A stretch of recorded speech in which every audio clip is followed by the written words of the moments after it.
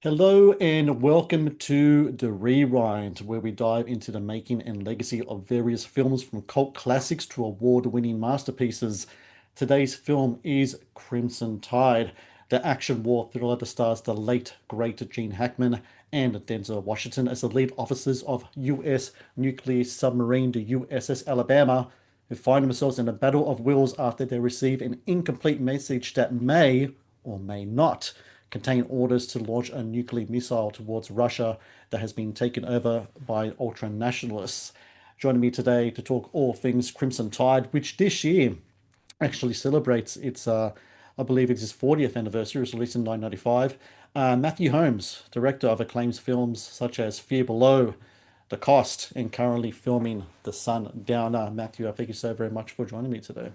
No worries. Thanks very much. Has it really been 40 years or is it just 30 years?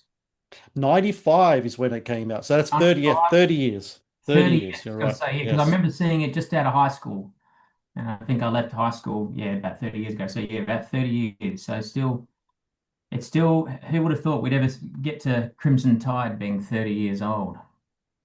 It's a fascinating film in that this is kind of like the ultimate dream team scenario for a 90s action blockbuster. Yeah. You got your stars in Gene Hackman and Denzel Washington, awesome supporting players of like a who's Mm, who of people, Viggo Mortensen, yeah. James Gandolfini, a bunch of other awesome actors in it as well. George Zunza from Deer Hunter fame is in it as well. A Yeah. bunch of other cool people as well. A lot of And then people on that I call though I like to call them, oh, that guy actors, you know. exactly right. You These watch are it like, full hey, of it's that guy. exactly right. Who else is there? Lilo Brancato Jr., who was in Bronx Tale. Steve Zahn is in it. Rick Yes. Schroeder's in it. Ryan Philippe is in a small role as well. I didn't ever Yep, realize and that. what's his name? Danny Nucci Yes, Danny Nucci is here as well. from Titanic. Jason Robards makes an appearance at the end as well. Matt Yes, Craven, that's another big 90s kind of that wasn't guy he as in The well. Rock? He was one of the soldiers in. Was he? No, he wasn't. Don't remember. I was in The Rock, but Possibly, because that's another one of those films with a lot of kind of that's that guy kind of cast as yeah, well. absolutely. And it came out only. I think The Rock was only a couple of years after that. That's right, like 96, 97, something like that. Yeah, and And this then on was. top of that, go ahead. Oh, well, this was a Don Simpson, Jerry Bruckheimer film, wasn't it? I think Don That's Simpson right. was still around at the time, or at least he had been in the lead up to it. Yeah, exactly right. Don Simpson, Jerry Bruckheimer producing this. They had a couple of flops leading up to this, but then this year of 95, they did both Crimson Tide and Bad Boys. They really put them back on the Yeah. map again. And then on top of all of that, you have, again, and I'm going to say this phrase a lot throughout this film, which is a shame, the late, great Tony Scott Yes. um, directing the film. The ultimate kind of, to me, when it came to kind of like 80s, 90s blockbuster, he's like one of those ultimate like guys as well. He has his own visuals, he has his own way he likes to his stories. Usually worked with Bruckheimer and Simpsons quite a bit. Sometimes he'll have the same kind of cast. I think this is his first film he did with Denzel Washington. I think they ended up doing like 4 or 5 films together. Yeah. Yeah. I think about Same that 4 or 5. and then yeah, it's quite incredible how all this came together. You were mentioning before 95 high school or just finished high school, you're going to see the film. So when was it you saw it in cinemas? I didn't see it in cinemas, no. I missed it in cinemas, unfortunately, and but I was working at the video store at the time, and I remember getting a copy of of the film as one of those. They used to give out screeners of movies Mm. to video stores, which had a time code on it. We get two movies on one tape, and they'd give them to video stores as screeners, so the store could decide if they wanted to watch it. Also, staff could watch it before the movie came out, so staff could recommend it. And I remember getting that one and some other film were on the same tape, and that's where I saw it, and I was completely blown away with it. I didn't actually know a lot of it. I hadn't heard a lot about it before I saw it, but of course I knew Gene Hackman and Denzel Washington. But so my first introduction was VHS, a crummy, pan and scan VHS. So yeah, what about you? Did you see it in cinemas? Cable. So the first time I Ah, saw it yeah. would have been cable. So I don't know if you remember back when we got cable quite late in Australia did anyway, as Mm. compared to the rest of the world. Yeah, I I think never it might had have been cable. the late 90s or so, 97, 98 maybe. And it was on all the time. It was just one of those films that was on all the time on cable. Yeah. And a lot of Tony Scott movies were, and a lot of films Yes. like from the 90s and such. But I was remember watching it then. And then I was remember watching it then, I thought it was pretty cool, but I didn't really think much about it until I don't know, maybe 10 years after I did a deep dive into Tony Scott, and I rewatched the film again, and that's when you start to get into like the cast and everything else. I forgot to mention in before talking about the Dream Team, Hans Zimmer does the score of it as well, which is Yeah, another kind such a of good score. remarkable. It's a remarkable how it all kind of comes together, and the making of the film is really interesting in that. So Disney has this idea to want to make this movie. Supposedly, there's this documentary that came out on the Discovery Channel called I think it was something like Submarine Sharks of the Sea, I think it was called, which is directed by Scott Hicks, actually, Oh, wow. of Shine fame, Australian director. And supposedly, like this thing was like it was like 4 episodes, or whatever. It's really quite a big kind of thing, insight into a nuclear submarine. You go in there and hang out with Oh, it. yeah. And so Disney's like, this would be a great kind of like idea for a movie. Hunt for Red October came out a few years beforehand, made a Yep. lot of money. So they get in touch with this writer named Michael Schiffer, Schiffer, and they say to him, "Hey, we want to do like this submarine movie, but we don't want to do like just an action film. We want some real kind of like drama and all this kind of stuff with it." So he comes up with his idea, which is kind of loosely based on some things that happened during the Cuban Missile Crisis. Yep. Supposedly, there's a scenario around then about these two kind of like officers, the chief officer and the executive officer going head to head, kind of like a mutiny situation there. He gets this idea, he fleshes it out, and on top of that, on top of everything else, um, Disney supposedly get an invite by the Navy to go check out some of their vessels and such because, Oh, okay. Yep. Mhm. Hunt for Red October, like I said, made a lot of money. Top Gun, which was made in cooperation with the Navy again, Oh, was a yeah. big thing that happened. And so they're like, yeah, this is let's go in there and take care of these resources and everything. And Tony Scott, they could bring him on board.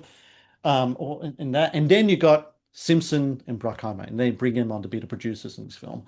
Um, what's interesting about them, though, Matthew, is that a lot of people probably know Bruckheimer now because, F1, Top Gun Maverick, Pirates of the Oh, Caribbean. yeah. He's still working on it. Don Simpson, though, was like his partner in crime for a long time. A guy who Mm. had a lot of demons, though. Oh, When did yeah. you He was first quite a character, Don write the Simpson. character? And when I was looking at research for this movie, just watching a lot of kind of like the interviews that he does with Charlie Rose and all that, he just looks like he's dripping with cocaine and a Oh, lot of nights in Miami. When did you first know about the Bruckheimer kind of Simpson kind of thing? When did that kind of come across your radar that these two were like main big players in Hollywood? Was that something that you knew of during your days working in a video store, or is that something that came about later? oh, that really came about in the video store.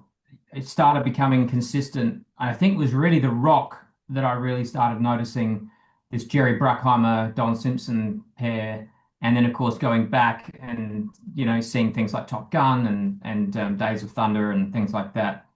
But I think it was really around this Crimson Tide Rock Bad Boys. That's when I really got into the Jerry Bruckheimer movies. And then Armageddon was just a few years after that. So they sort of, yeah, they were, and I guess Jerry Bruckheimer still is with, Pirates of the Caribbean and F1 and all that. He's just Yes. Disney's go-to guy. If you want a big, huge, entertaining, crowd-pleasing mega buster, he's the guy to go to. And you can see even though the films are directed by great directors and you can see their fingerprints on it, you can also see Tony Scott. I mean, you can also see Jerry Bruckheimer's fingerprints on these Mm. productions as well. Enemy of the State was another one that came out like only Yep. 4 years after Crimson Tide, reuniting Gene Hackman as well. So, I mean, they were just non-stop, those guys. Obviously, Don Simpson expired early. He would have been slapped down in the Me Too movement. He would not have lasted. No, not at all. And I think I'm kind of surprised no one's really done like a documentary or a biopic or something about the guy because not only was he just he and Bruckheimer were pivotal in kind of like shaping what the 80s, 90s blockbuster looked like because they got Beverly Hills Cop, Top Gun, Crimson Tide, so many movies that they kind of like had their kind of like their hands on and molded. But as we mentioned before, he's kind of like his off-screen kind of like activities, I think you might say, his exploits were just Yeah. as notorious as anything else really. And yeah, I mean, if someone could get a movie made, a producer could get a movie made about them, I guess he would be like a one like a key subject and a fascinating one at that. He would be the Wolf of Wall Street type of character, wouldn't he? He's. I think no one's really gone into that because I don't think it was any secret. Mm, I think Don Simpson tried to hide it, and he was living in a time of Hollywood when no one tried to hide it, and it just was, looking at that, Hollywood of the '80s is not the Hollywood of today. And so I don't think it was any surprise. And when everyone says, when you say Don Simpson was a crazy, coke-headed, sex fiend, everyone goes, yeah, we know. Everyone knew it. yeah. And he paid the ultimate price for it, heart attack at what, 54 or something? Supposedly it was 9 months after Crimson Tide came out. Right, yeah. So it was, yeah, real early. Yeah. Yeah. So yeah, so a sad way to go, but he lived fast, and yeah, he burnt the candle on both ends, one could say. But certainly, it does tell me though that probably Bruckheimer was probably the guy behind all these films anyway. I don't think it was really Don Simpson because he didn't slow down, did he? No. It's almost like Bruckheimer just kept going. It wasn't Don Simpson wasn't some magic part of the pill. In fact, I think his films got better once Don was gone. Which, looking at the films of looking at the personality of Don, I think he probably would have been more of an anchor to Jerry Bruckheimer than an asset. So, especially in this day and age, he wouldn't have, if he was still around, he would have gone the way of Harvey Weinstein probably 10 years ago. So, but nonetheless, we can still celebrate the great work that the pair of have done, and that Jerry's continuing to do. That's for sure.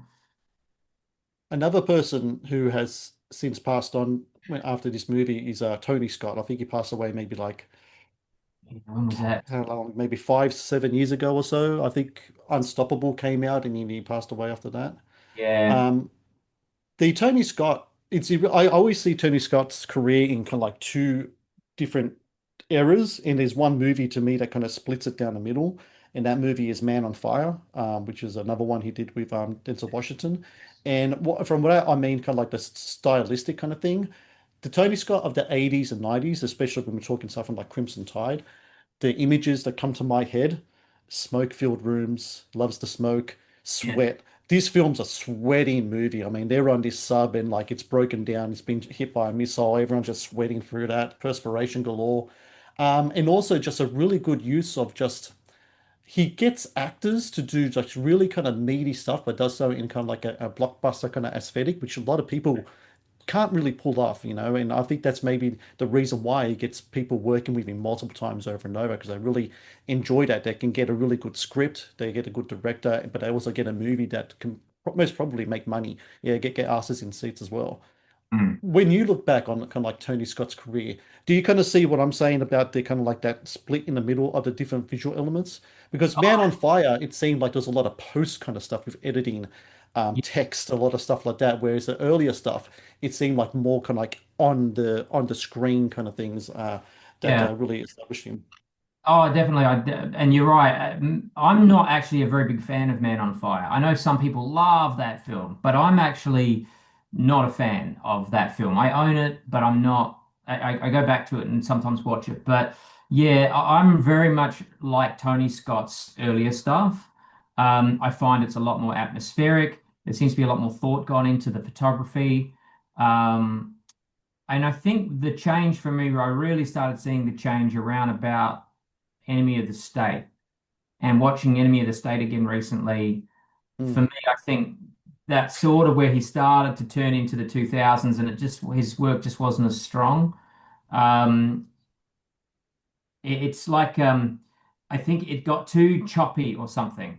Yeah, It's definitely. there's too, it's just too much furious, crazy, angles going here and there, and it was like it was overshot, and he wanted to keep every single shot he got. Whereas what I think Crimson Tide is the strongest Tony Scott Bruckheimer film, I think, of the bunch because it's the best of everybody, the best of all worlds, because it's got all of his leanings with his interesting angles and his fast editing and everything, but it doesn't overplay, it doesn't smother the It movie.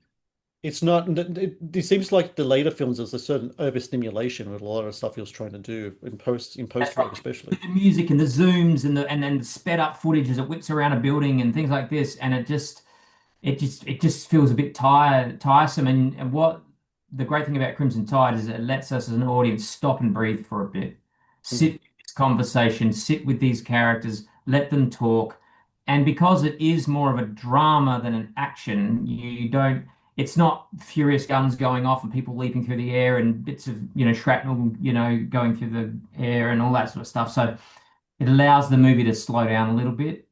Um, so I think that's probably why it's for me the strongest Tony Scott film for sure, because those trappings of his later work. And I don't know why he went down that way. Was it just the ability to just shoot with, I don't know, 4 or 5 cameras on everything and then you kind of make it up in the edit? Whereas with Crimson Tide, it feels a little bit more deliberate. We're shooting every shot has its purpose and place.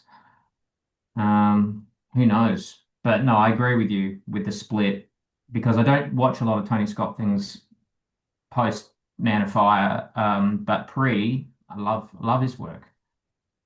Hi guys, Matt here from Matt's Movie Reviews, letting you know that the Matt's Movie Reviews YouTube channel has launched channel membership. This provides exclusive videos and other cool stuff as well for all channel members. It's under one tier, one price, and with that one price you get exclusive reviews. For example, I'll be going through the American Film Institute's top 100 movies. So every week I'll do a new review based on that movie list. You can get exclusive reviews based on your requests. Request a movie review and I will review it for you. You'll also get exclusive content for behind the scenes stuff as well. You also get exclusive interviews that I haven't posted yet as part of my podcast, like older interviews with Academy Award winners and other great filmmakers and actors as well, and a bunch of other cool stuff as well. I hope you can all join up, be part of this great experience I have on offer for you. Support indie content creators, support a movie critic like myself who is trying to make it through the content creator space. Matt's Movie Reviews YouTube channel memberships. Please join and get some great exclusive content. Supposedly with this movie, so Tony Scott was convinced that because of his kind of like the partnership he had with the Navy with Top Gun, that everything would be smooth sailing with this movie. Yeah, I So heard in that. 93, he and also the president of Hollywood Pictures at the time. Then you have Simpson and Bruckheimer and the screenwriter, Michael Schaefer. They went to USS Florida. They went on, sorry, they went on board the Trident submarine, the USS Florida, which was in Bangor, Washington, and they were allowed to go in there and look around at the subs and all that kind of stuff. And they were actually watching executive officers and stuff, like doing a lot of the actions and such. They videotaped it, and this would be stuff that Denzel Washington will watch later and like mimic and all that.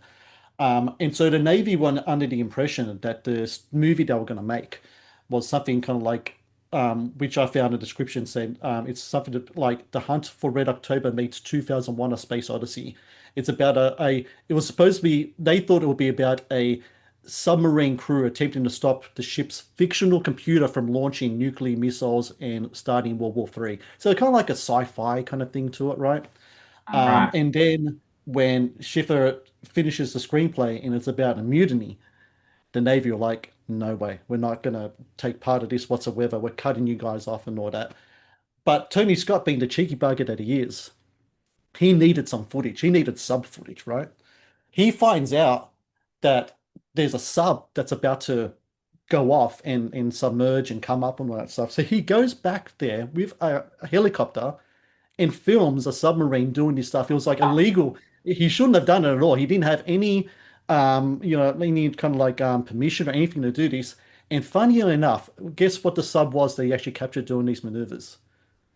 The Alabama, the real life Oh, USS Alabama. So he didn't know it would be the Alabama. He just needed sub footage, and he went out there and tried and captured this stuff. wow. And I think that takes some balls on his part, really, because like the Navy said, no, you can't use our stuff, you can't use anything. But he went out there anyway with a helicopter and started filming shit anyway. That's kind of ballsy on his part, I think. Yeah, I mean, I knew the Navy wouldn't help him, but I didn't know that he went out and shot some stuff anyway. I guess he was just like, "Hey, I was out in the ocean and a submarine, I'm going to film that." Yeah, that's pretty common. Independence Day had the same problem. The military would not support that film because they mentioned Area 51. Mm, Um, and look, and even in my own little world of filmmaking.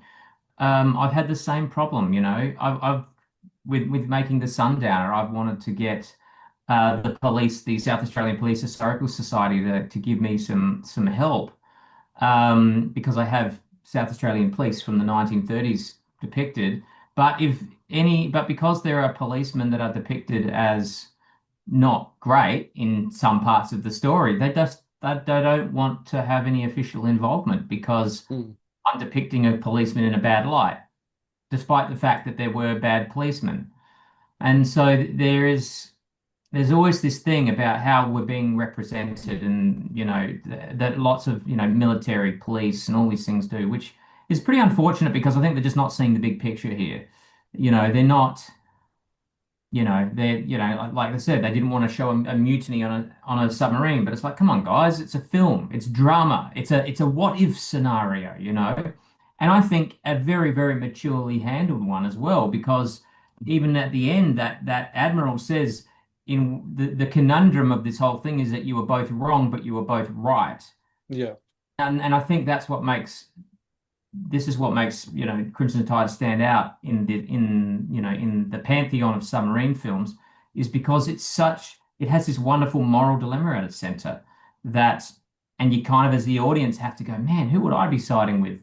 And I really love moral dilemmas in movies. I think they're great, and I love it when the movie doesn't villainize one or the other too much.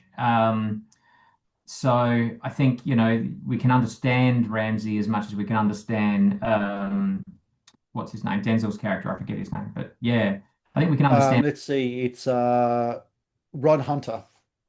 Mr. Hunter. That's it. Yeah. Yeah. So yeah, Hunter and Ramsey. Yeah, we get both of their perspectives. Don't agree with how they're handling it, but we get why they had to handle it the way they did, because they both think they're doing the best thing for the country. So yeah, it's great. I don't know why the Navy has to get so sore about it. It if anything, it just makes the Navy look really cool. So yeah, but I anyway. mean, yeah, I mean, look at you just have to. I imagine a lot of movies like in the 80s, especially, probably in the 90s, probably I don't know, maybe post Desert War, maybe not so much, but in the 80s especially, anything to do with movies that are like military led or anything, whether it be Top Gun or Rambo or whatever else, even these films without the endorsement of a military kind of whatever would have been big recruiting tools anyway for a lot of people to want to join up with the armed forces, I'd imagine. And then a lot of it worked apparently. So, Yeah. but it's just weird, isn't it? Because any film films are about people doing things wrong. If people don't do wrong things in movies, then movies can't exist, because Mm. movies are built on drama, and drama is usually based on violence or conflict. So, whether you're depicting the FBI, the American government, the military, the police, the whatever, there's all or Wall Street, doesn't matter. Someone's going to be doing something wrong within that paradigm.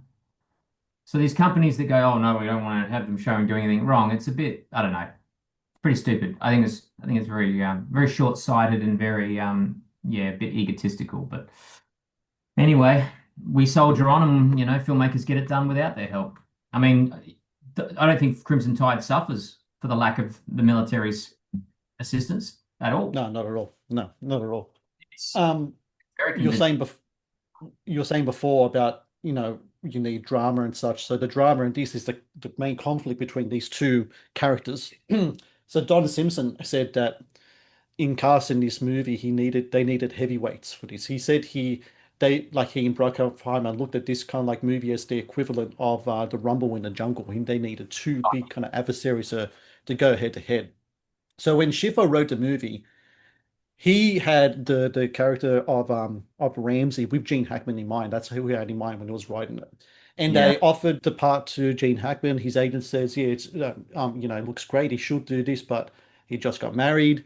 He's got a place in New Mexico. This is the same place, by the way, where unfortunately he and his wife would be found dead so many years later."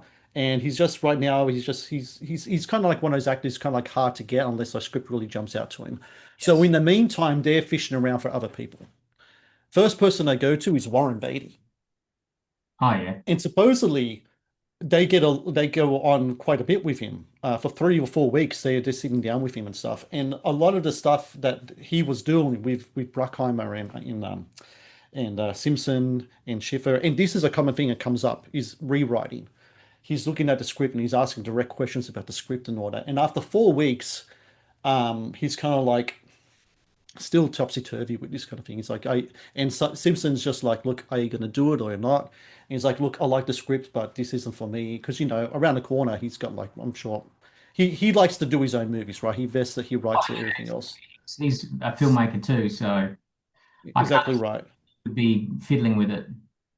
So he's fiddling there, and actually, supposedly, the stuff that he brings to it does quite a lot of good for the script that they have.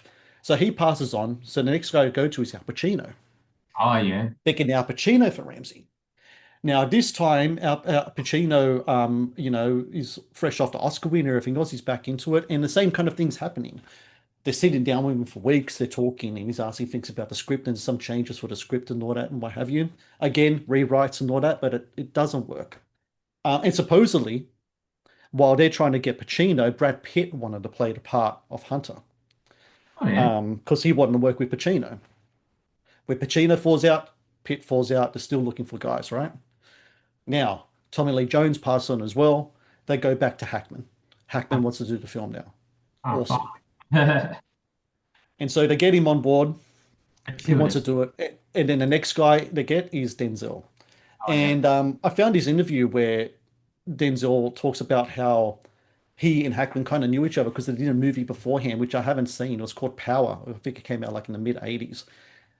And while they didn't do scenes together, they did rehearsals and stuff. They kind of knew each other and all that. And so for Denzel Washington, he was like, this is the opportunity to really kind of like draw swords with a master, kind of like a master kind of actor and such. Um, Because he wasn't and a huge star at that time, was he? He was a yes, rising star. he just did Malcolm X. He just did he already won the Oscar for Glory.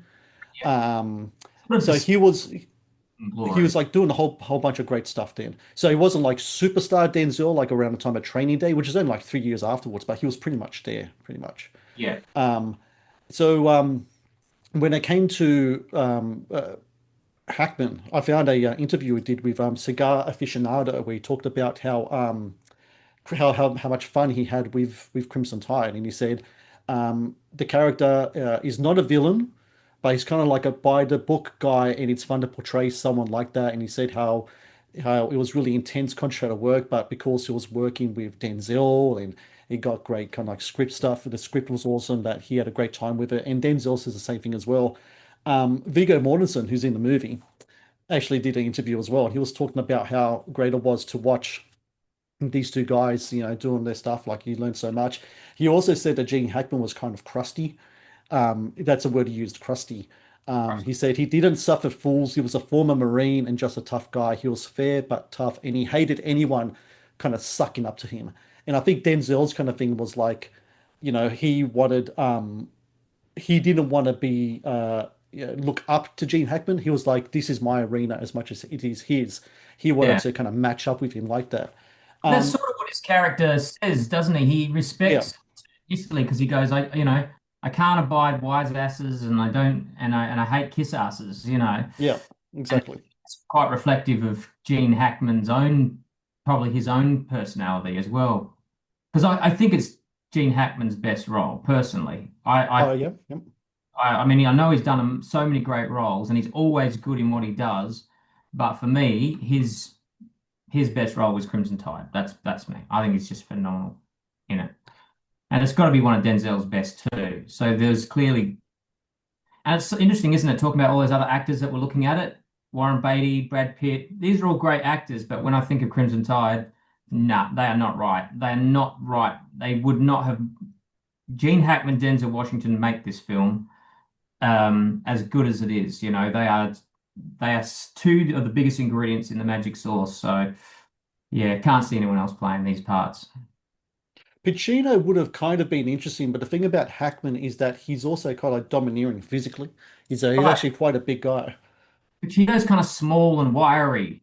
Yeah, Works, but it's interesting. Like Pacino works for heat. yeah. This wiry, smaller, shorter cop, wisecracking cop. Hackman wouldn't have suited that role. But Pacino would not have suited Hackman. This is what I think with casting, it's a very fine thing. It's just like Hollywood to go out to anyone who's a big name, but I feel like I wish that Hollywood would do that less and rather just get the right person, even if they're not quite as famous, but get the right person. But I mean, the writer's instincts were bang on. He wrote it with Gene Hackman in mind, and he's the first person they went to. So their instincts are right. It's just when the Hollywood thinking comes in, which is, oh, let's just get a famous person, then Mm. you start to go, it's like, ugh. And we see that a lot in movies. I think we can all point to a movie where we go, that's a great film, but that person just wasn't quite, probably not as strong for that as they needed to be. So pretty common. Gene Hackman's such a was such an amazing actor. And the thing that was really great about him is that, especially when you hit like this stage, like the 90s, as such, he was really good at playing against kind of like younger actors, kind of like up and coming superstar actors or established guys. Like you look at The Firm, the stuff he did with Tom Cruise in that. You look at like what he does here with Denzel. You look later what he does with Will Smith. He gets paired up with kind of like younger, kind of like established, kind of modern day kind of guys. But he always kind of ends up being kind of like the most memorable thing in the movie at the end of the day. It kind of makes me think though, is there an equivalent of a Gene Hackman today? Is there that guy that kind of can come in and work alongside a younger star? I mean, I got one name in my head that I can think of that's kind of like that, but not really because he doesn't have some of the I don't know, Gene Hackman for all the great kind of like critical stuff that he did. He had some box office clout as well. I mean, his name's on the poster, people went to see it. This Because guy I have in my head, he might not have it anymore. Do you have anyone in mind who you think could be like a modern day Gene Hackman? not the only people that I think have Gene Hackman's, I don't know, gravity now would might be someone like Jeff Bridges. But he's more kooky. He's less hard ass than Gene Hackman. I don't know. That Gene Hackman is a breed of male screen persona we don't get now. I mean, even Mm, Brad Pitt, who's probably Gene Hackman's age now in F1, and his relationship with, there's still something kind of youthful about him. Still, I don't know. Gene Hackman sort of represents men of a time, mm. and who grew up in the 50s and the 60s, and we just don't have that sort of male, that kind of male character anymore. That's what makes him so damn great in movies because we just don't have that. I can't think of anybody What a, really. what about Russell Crowe as a comparison? The Matt's Movie Reviews YouTube channel is brought to you by TeePublic. TeePublic is the world's largest marketplace for independent creators to sell their work on the highest quality merchandise. With over 1.2 million designs, TeePublic is sure to have something you love. Modern day Russell Crowe, former Oscar winner, kind of known as a tough guy. he himself's kind of worked alongside younger actors now, like Ryan Gosling in The Nice Guys and a bunch of guys as well. Other guys. The only difference to me though is that it seems to me that where where Gene Hackman sometimes could have kind of falters in kind of like like box of success. Not at his standard was always really high in the projects that he always did. He was always the leading man. His stuff always went to theaters. He was never like a directed DVD kind of guy. He's always a theater guy. Whereas Crow, unfortunately, over the last 10 years or so, he's kind of gone more into kind of like straight to streaming, straight to DVD kind of stuff. Hasn't really kind of reestablished himself as that kind of leading man kind of guy. Which Gene, I mean, by all intents and purposes, Gene Hackman, as soon as he won the Oscar for French Connection, he was pretty much a leading man throughout the rest of his career. I don't remember him doing any supporting stuff in films after that. No, exactly. Yeah, Russell Crowe's, yeah, I think he sort of had that potential, but I don't think he's lived up to that potential of being the new Gene Hackman. But there's just something about Gene Hackman. He's got an edge to him. There's Mm, a fireness, a fiery, is it like wrath or intensity? definitely intensity here. Scary about him. Like there was something unnerving under the surface, like the way he would, especially in Crimson Tide when he says those lines, especially like the 20 seconds before he goes, Mr. Hunter, shut the fuck up. That moment, the 20 seconds leading up to that, and he's explaining these are the things we do, and this is why it's important. You just know he's a kettle about to explode. And that intensity, man, I don't can't think of where I've seen that before in modern actors and but also writing. And that's probably why this is something that is this is one of the biggest problems with modern movies is we don't have the writers anymore, or the writers. It's not that we don't think we have the writers. I just don't think the writers are getting their projects made and they're not getting put into positions where they're writing the right things because man, the writing in Crimson Tide, it's just really, really, really good. Um, and of course, as you know, you probably know, it even got a spit polish by Quentin Tarantino. Not only him though, but there was actually two other guys as well attached to that. So Tarantino, yes, 100%. Tarantino was actually on it kind of earlier than we thought. I always thought he was on it during the time when they were filming, but he was on it when Pacino was circling the project because he's like, I want to talk to Quentin about some of the stuff. So that was kind of like the first time he and Al were kind of talking about this stuff and what have you. Two other Nice names though. connection with Quentin Tarantino because of True Romance, right? That's right. So Tony Scott said he will only do the film if Tarantino can come on and do a polish on the thing. And Tarantino wouldn't do it for anyone else except for Tony Scott because he loved Tony. And since then, he said he will never do that again. But in this case, he did it. And do you know about the confrontation with Denzel Washington between him and Tarantino on the set of the movie? I don't know about that. So there was actually a big fight between Tarantino and Washington. Well, actually, it's more instigated by Washington because so at that time you had Reservoir Dogs and Pulp Fiction. Yep. And one thing about Tarantino's scripts at the time, which kind of controversial, was the use of the N-word quite a lot. And Denzel Washington actually went right up to him and said, we got to talk about this. And Tarantino's like, no, no, we can talk about something. He goes, no, no, we're going to talk about it right.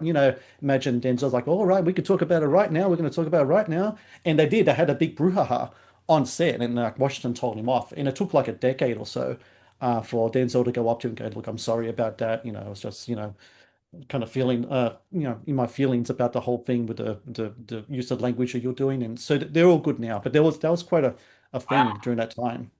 Interesting. Two other names though. Robert Town was actually brought in to do some script stuff as well. So from what I understand, Tarantino's contributions to it had to do more kind of like pop culture stuff. So I don't know if you remember in the movie, there's a debate about who created the Silver Surfer or something or other.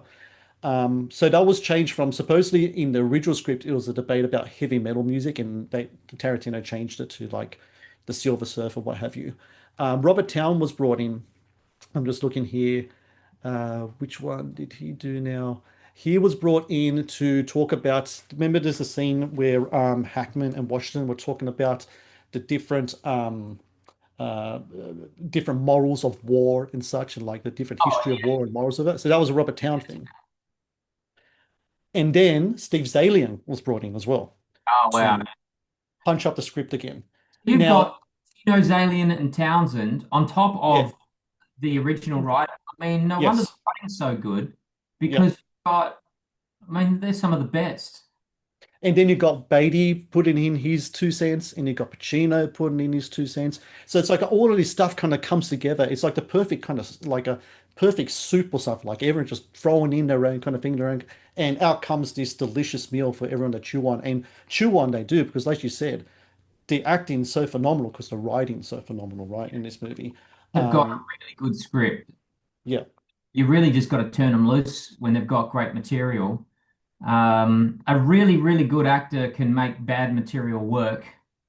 But man, when you give great material even to subpar actors, they can still, they'll rise to it because the writing's good. So yeah, no wonder it's just such a good script with all those people throwing in their 2 cents. And and as long as it's obviously being guided well by such experience, by an experienced producer in Bruckheimer and a really, really good and experienced director in Tony in Scott. and this is probably where I think a lot of the fall down happens in studios now. Because what I see, the pattern that I see, I don't want to be too general, but this is the pattern that I observe from over here in my little island looking on. What seems to happen in Hollywood now is they get an idea and then they get writers but it's the executives who are driving the writers and Mm, getting the writers to do what they want, and then they bring on a director, and usually that director is not someone who's massively established like a Tony Scott is. They're the new fad, they're the new thing. They've just done some indie hit that's just broken out and made all this money, and they just grab them, but they're not experienced in the studio world. They're more of a director, they can tell what to do, and they're doing it because they want to get into the big leagues. And so they can really push and mold, and it's the executives that have the power that will, you know, so there's wrong things going into the script for the wrong reasons coming from the executives, which I think is the worst place to get movie ideas and script feedback. That's the worst place. It should be going, you know, good places to get script feedback, actors, writers, directors, and a solid producer. Once you've got executives and, studio heads and all that, all the worst ideas come from them. So if yeah. you're driving it, because they think of movies in a totally different way to filmmakers. They think of them in other ways, like marketing and what's popular right now and all this sort of stuff. So it seems that Crimson Tide was, the people who were putting into this source were doing it for the right reasons and they were the right people. And guiding, four great writers and conflicting ideas and things, Bruckheimer and what's his name, the director, Tony Scott, were able to take all of that, throw away the stuff that didn't work and keep the stuff that did. And it's a shining example of that.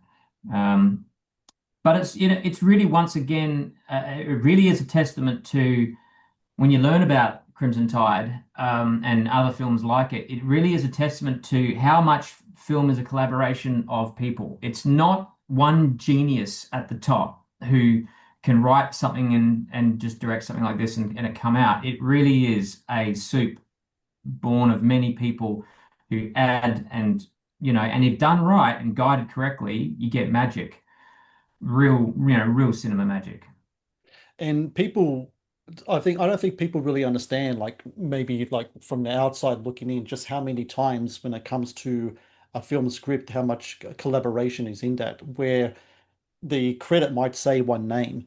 There's usually four or five behind that. Another example of this for another movie set on a sea that had a big anniversary this year, Jaws is another Yep. example of that. Oh, yeah. Um, I mean, so many people put their own contributions to that, from John Milius to a bunch of others as well.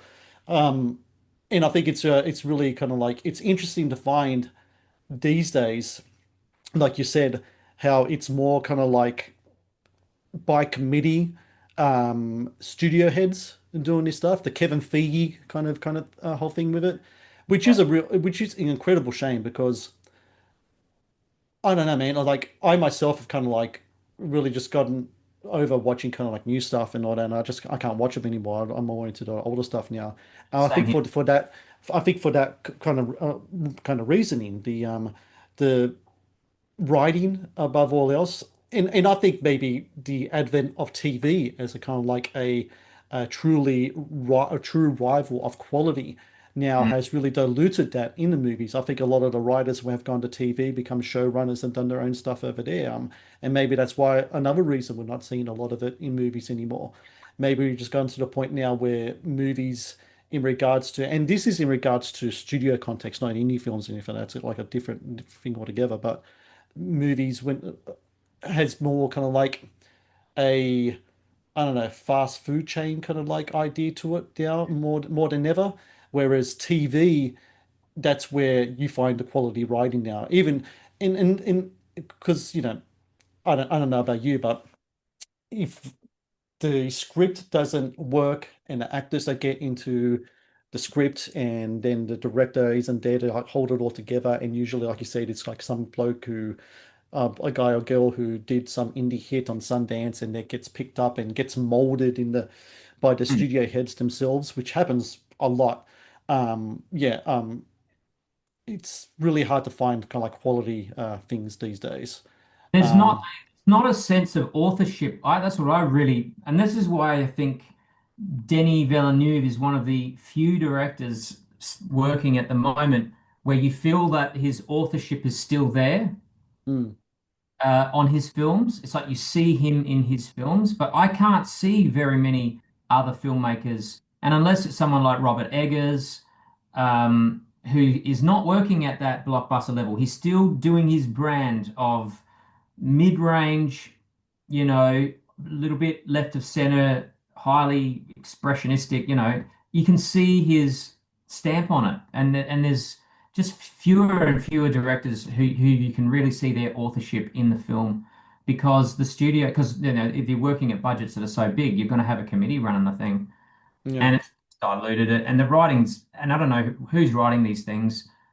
They're probably, you know what, they're probably not bad writers, but when you've got so many notes coming at you and they want focus groups and they're going to just test screen it, and then after a test screening, they're going to go, oh, we want to change the ending now. Honestly, you can't be a proper filmmaker in that environment. You can't because filmmaking is, and what the best films out there, like the Terminator 2, what did that have? Two writers, and probably Mm.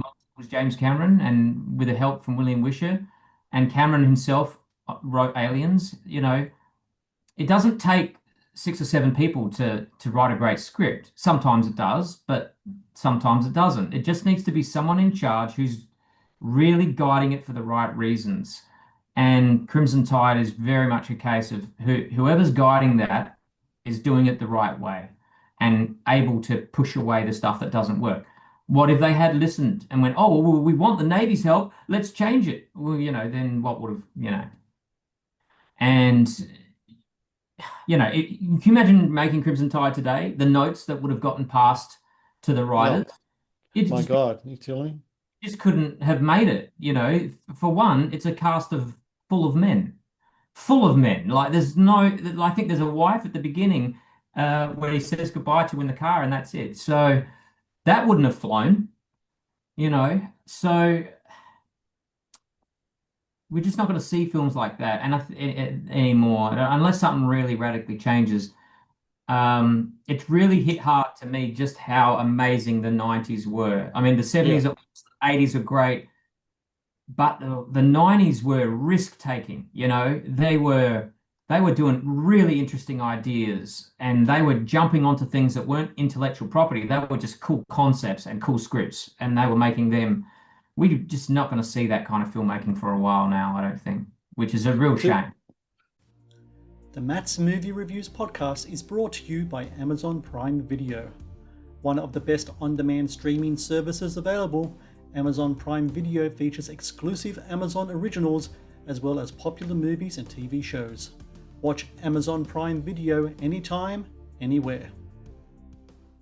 To me, the 90s is kind of like a blend of the kind of like the artistic integrity of the 70s meeting the business acumen of the 80s and they kind of brought it all together. And Yep. that's where a movie kind of like Crimson Tide kind of comes in. You got really great writers making really great characters delivered by really great actors, and then you have Tony Scott at the helm, but but it's a blockbuster movie. You know what I mean? It's And not, that, don't walk yeah, out going, "Oh, leave your brain at the door for Crimson Tide." No, it's a yeah, real thinking film. yeah, It's like you're right. It brings in the art and the creativity and the character and the risk taking, but it molds it with the blockbuster. And we saw that. I think we really saw the apex in the late 90s, and then it sort of held it as we crossed into the 2000s, and then it really started collapsing, I think, around about the late 2000s, started collapsing. And, and once Iron Man hit in, like, was it 2008?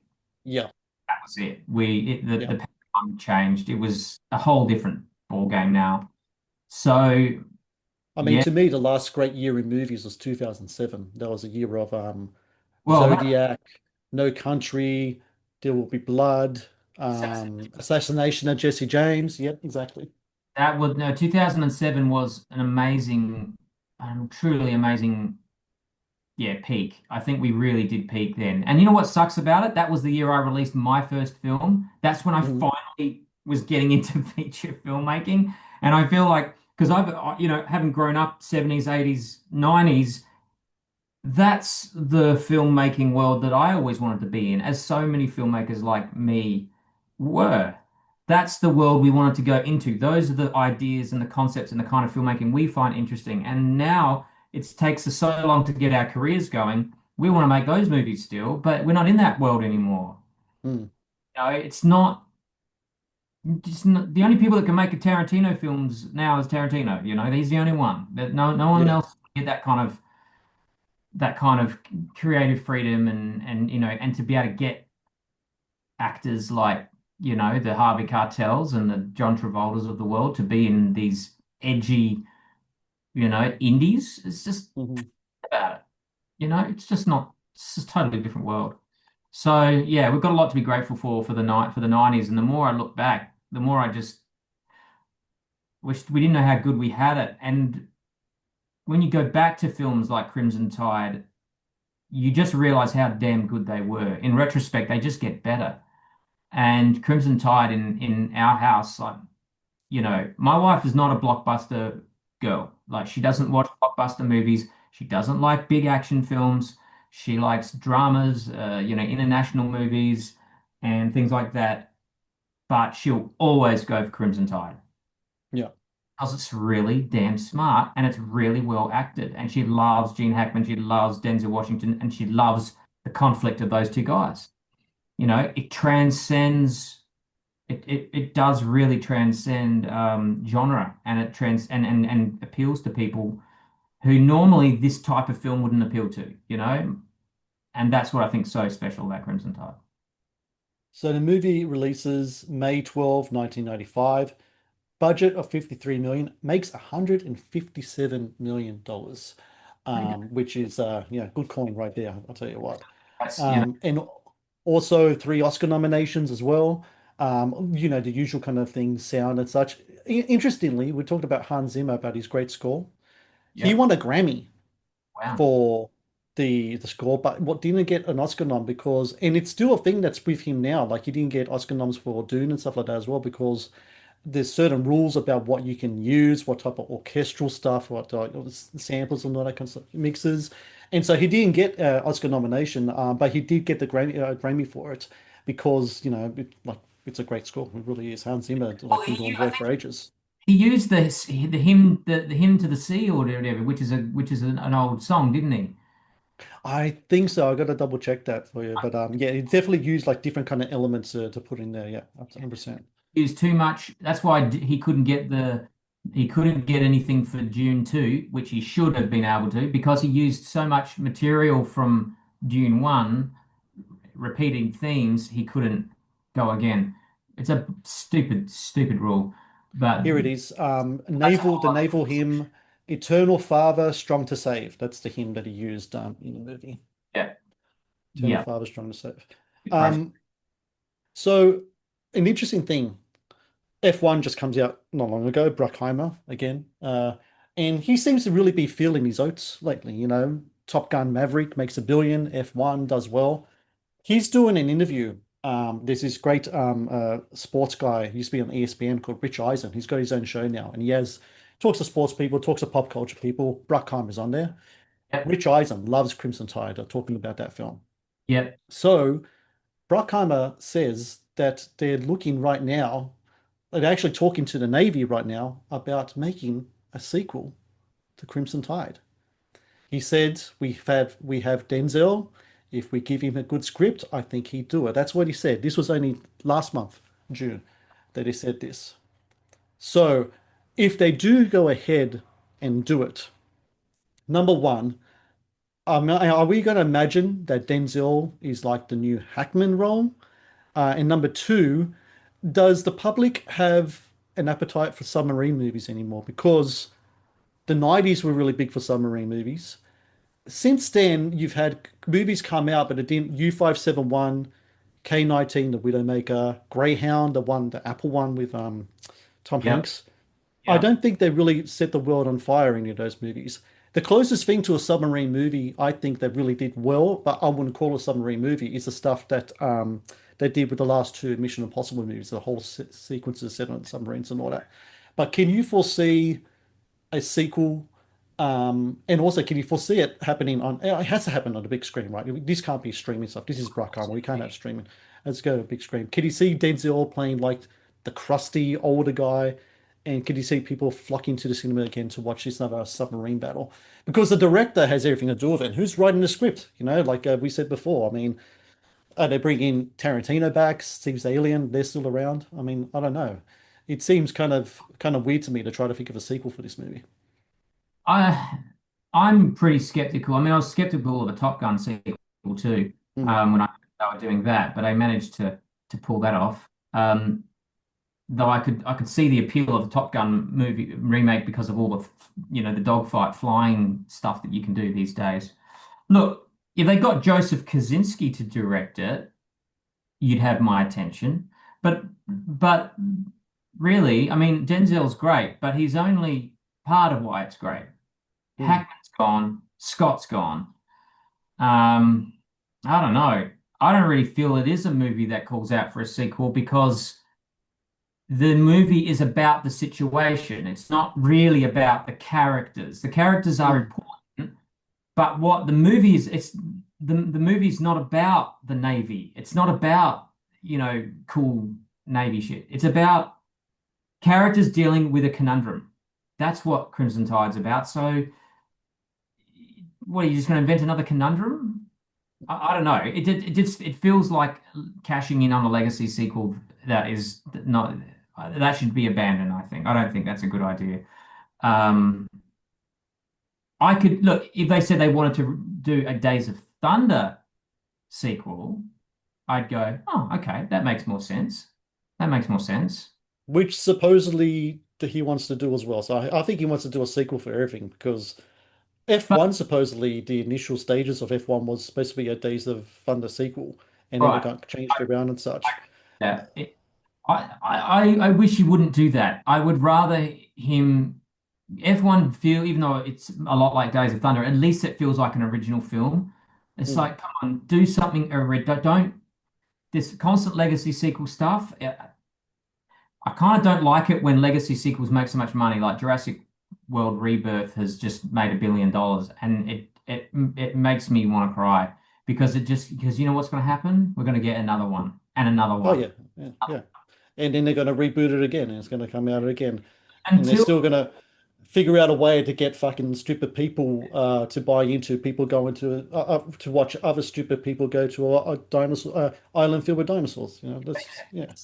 it's I it's like people stop going, stop turning up, stop paying money, and they'll stop making these films because Hollywood are just they're gonna follow the money. And if these terrible movies keep making lots of money, they're not gonna care. They're just gonna keep making them because they think, oh well, I keep making it, people keep showing up and giving me all this money. Yeah. And it's so frustrating. I just want them to stop. But you know what they're not doing, and that's the audience's responsibility. Like people, stop showing up for this crap. Secondly, the responsibility of the studio, like give the audience something better. Do a make spend 50 million making a small mid-range budget film like Crimson Tide was, and so we can have um, films that don't have to make $1 billion. Because this is the problem. F1 makes it's got to break even, it's got to make like 800-900 million, nearly $1 billion just to break even. That's before they're just getting dollar on a dollar. I spent $1, I made $1. Crimson Tide only made for 40 something million, makes 150. That's what has that done? That's doubled its dollars. And that's not even counting how much money that made on the VHS, DVD, Blu-ray market. It would have made, Ca- Cable. and cable, it would have made triple, quadruple that amount. That's how Absolutely. much money that Crimson Tide would have made in that market, which doesn't exist anymore. You can't make that kind of Mhm. money anymore. So um, why can't we just make mid-range films now? Just Yeah. that don't have to break 1 billion. And if they make 200 million, 300 million, everyone's made, $2 or $3 on the dollar spent. So yeah, I don't know. I don't know how much Hollywood is going to keep doing this, spending $300 million through $400 million on movies. I really Especially think we need since to divvy that up. we've seen the formula work for a long time where they can make movies for like 50, 60 million dollars and do well at the box office. I mean, the thing And that's great about Crimson Tide is that this is a movie that was made on a soundstage, but it makes you believe that you're in a bigger world, even though it's like it makes you believe you're in a submarine. They didn't actually get a fucking submarine and get people in there. It's like on the soundstage, Gene Hackman actually said that he really liked the movie because to him it kind of reminded him of the theater in a sort of way. He was up there, he's on the stage, he's doing stuff with Denzel, who Denzel himself is a theater has a theater background and all that, and it's like it felt like that to them. And well, that's I actually, hope, yeah, go ahead. it's interesting you brought up the theatre thing because I was going to say before, I was just looking for the right time to jump in and say it. What's so great about Crimson Tide is you could mount it as a theatre play. Absolutely. And it should be mounted as a theatre play. It would be a spectacular theatre play because it's I'm just, surprised they haven't. yeah, and that's kind of where we need to be. Like, could you mount F1 as a theatre play? No. So that's what makes it so damn good. And that's why I think a sequel, it's, what it's going to be, a Crimson Side sequel is just going to become it's just going to become a Mission Impossible film. Like, so that's why I think, look, if Bruckheimer wants to go back to the submarine world and the Navy world, okay, cool. Make a submarine movie, but don't make it a sequel to Crimson Tide. Mm, Make it a new, don't just like F1 was a sort of a spiritual sequel to Days of Thunder. Well, just make a submarine film that's not Crimson Tide. And what that immediately does is it removes comparison. It says this is a different beast. It's similar, but it's not the same. You don't have to compare it because the minute you slap Crimson Tide, you know, Final Showdown or something on it, we're only going to compare it to Crimson Tide. And Crimson Tide's had 30 years of appreciation and fandom behind it and love with a highly revered director and a highly revered actor who can pass. You can't topple that. You can't better that. So I would say avoid it. Just make another submarine film. But does the audience have the appetite for it? yeah, I don't know if submarine films are just because I remember when Greyhound came out, that went straight to Apple streaming, which was a shame because that should have went like if you're gonna make a movie based on the ocean, put it on the biggest screen as possible. The ocean is like yeah, freaking huge. Um, but I yeah, think I don't like the idea of it either because I just can't see. There's so many, like I said, you're trying to replicate a recipe for something, but you don't have the original ingredients anymore, and you're trying to put duplicate. You're on Google looking up, hey, what's an alternative for onion salt? Something like that, and it's going to come out with a different flavor, and it's not going to be as memorable as the first time. But hey, well, you see, this is what what a great film. when What we they talk. should do is re-release it. Yeah, absolutely. So I can see it in the cinema. That'd be great. I'd go along to Yeah.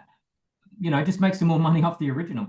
Um, this is what I was going back to what I said. This is the Hollywood thinking. This is why it comes from the wrong place. It's like it starts in the wrong place of the brain. Bad ideas usually do. Um, it's like submarine films. Do people like submarine? Do the audience like submarine films? Maybe we should make a sequel to that. So they don't understand that it's not because it was a submarine film that we love it. That's what they miss. This is what Hollywood doesn't get. We love that film because it's a magnificent script with an incredibly well executed idea, with two phenomenal actors that with a really classy director, and it happens to be set on a submarine. That's why it transcends and has become the cult classic and the favorite and the winner of a film that it is. It's got nothing to do with being on a submarine. It's got nothing to do with the Navy. That's window dressing. And that's why I think Hollywood gets it wrong all the time, is because they're constantly looking at the wrong thing, thinking that's what people wanted. It's like Star Wars when they just went, whoa, everyone loves science fiction. What have you got? And we got bad science fiction for a decade. Mm. It wasn't because Star Wars was science fiction that everyone loved it. That was window dressing. There was a deeper reason that we loved it. And that's why they consistently don't get it. So we should be looking for scripts where they go, where's an interesting idea? Where's a great conundrum? Where's a great character piece that we can set in an interesting world? If it might be a submarine, it might be a battleship, and it might be a volcano, who cares? But where's the internal story? Not they're too big thinking about the big world. It's like, well, where's the internal story? Yeah. So, I don't know. I Well, don't unless they've well, got it's an internal story for Crimson Tide too. yeah. That's my least favorite two combination of words when it comes to movie, world building. I hate that Well, word. World yeah. building and IP. IP as well. It's another one that pisses me World off. building, I hate IP, and I hate content. Those are three words I hate. Content, IP. Content. Yeah. IP, OP, yeah. Yeah. Yeah. It's, I it's, hear. it's a cancer that has, unfortunately, it's rotting the industry, making a lot of money, but culturally, we are stagnating. I watched a really good video from the Critical Drinker this morning, his new one about there's this stagnation, this cultural stagnation, and um, he starts it off with all of these quotes from movies that were made prior to probably 2007 back, and he just says them. He doesn't say them with any voice or anything, and you can pick all those lines from every film. Mm, You can pick what character said it, but mm. you can't do that with modern films. The writing and the characters, they're not there. So, um, and I don't want to be all golden age thinking, we just did it better then. I think we've got the ability to do it.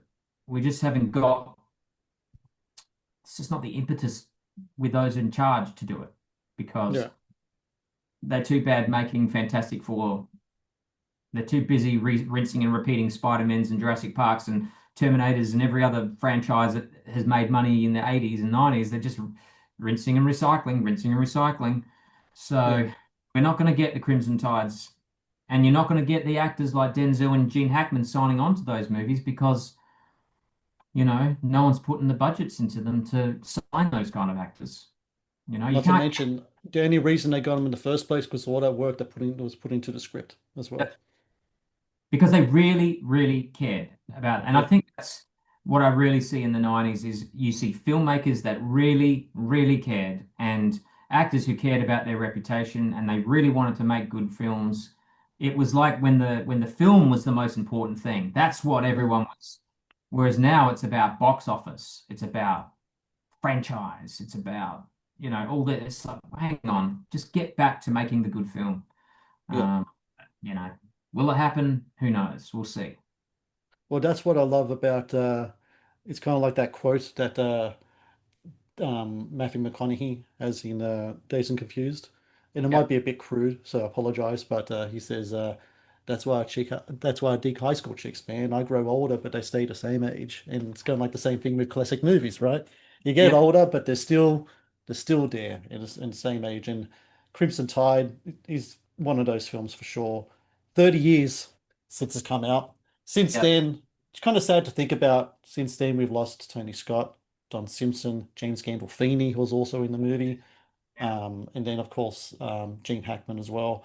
But the memory lives on in movies like this, right?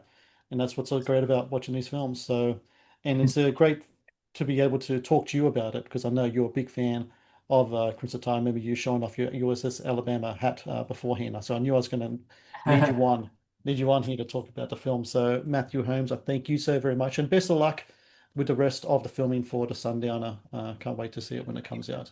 Appreciate it. Yeah, good to talk all things Crimson Tide, and thanks for having me on. Thank you for watching the Matt's Movie Reviews channel. Please subscribe for more reviews, podcast interviews, and exclusive content.